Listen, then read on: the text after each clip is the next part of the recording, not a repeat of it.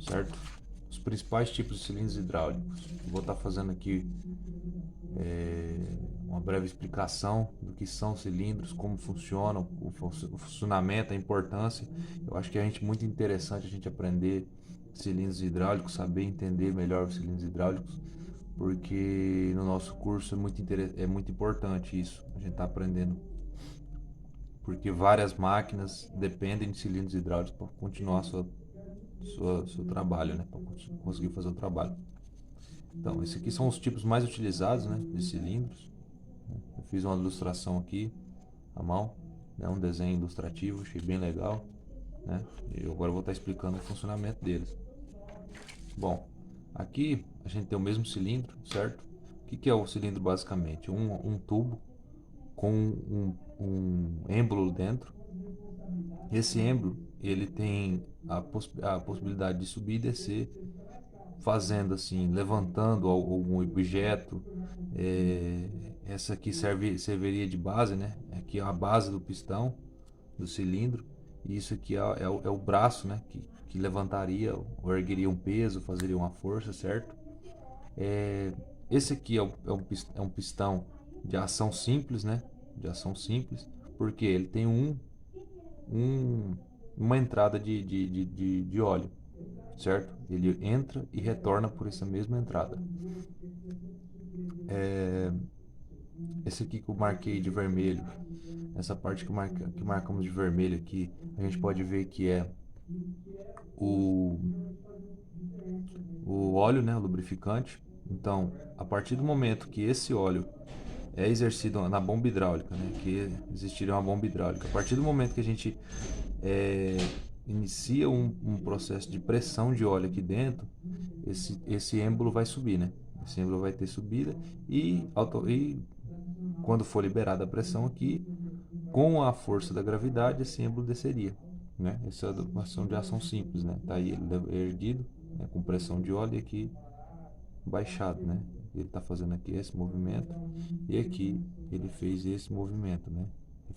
Devido à pressão de óleo que foi pressão de óleo de uma bomba de óleo que empurrou esse óleo para dentro, certo? Aqui a gente tem um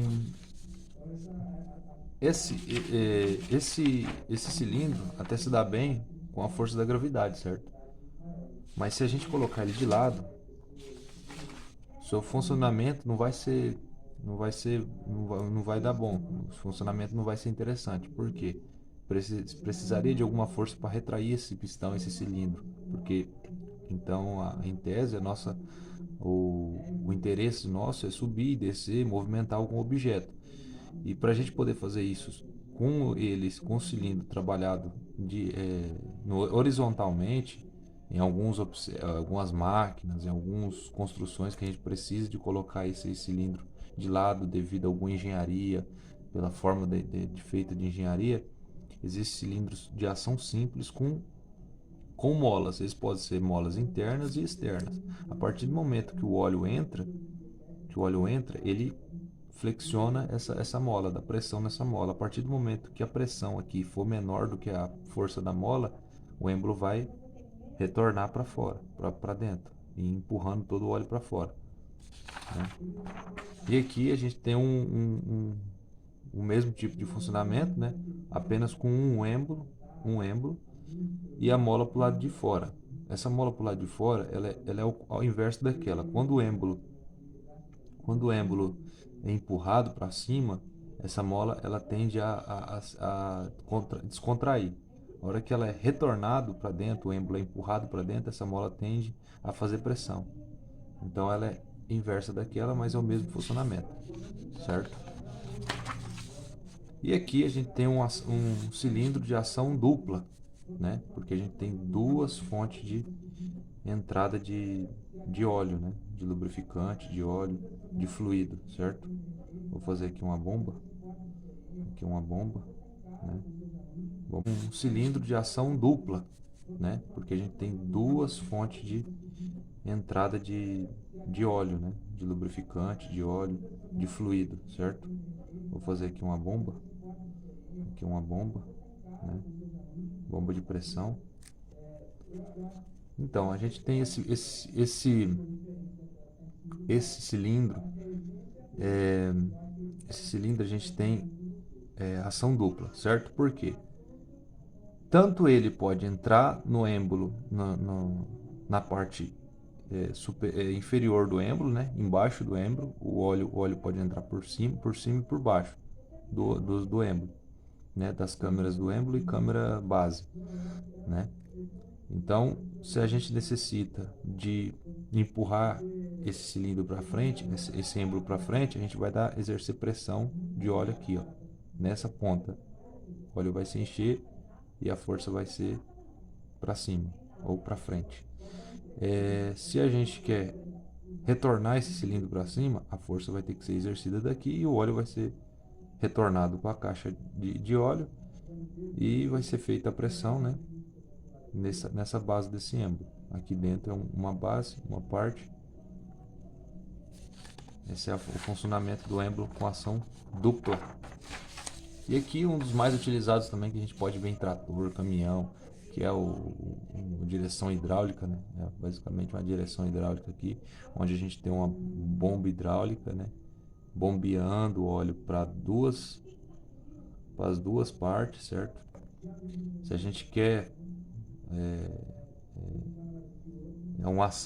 é um pistão de ação dupla com dois êmbolos, né? Com duas hastes de êmbolo para os dois lados. Então a gente pode conectar ele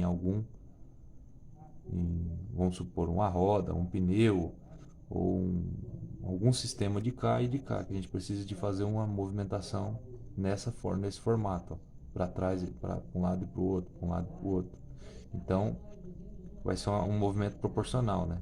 Se eu mexo aqui, automaticamente os dois vão se mexer, certo? Esse é um dos mais utilizados em carros, né? Porque a gente pode ver eles na direção hidráulica. Essa bomba exerce força de um lado, esse êmbolo empurra e o pneu torce, né? Os pneus viram dependente desse tipo de cilindro. Cilindros hidráulicos são muito utilizados também nas construções civis, em escavadeiras, né? Escavadeiras, tratores, é o que mais, quando a gente precisa de utilizar força mecânica para levantar, erguer, manobrar algo, a gente utiliza esse tipo de sistema, né, que é o cilindro hidráulico.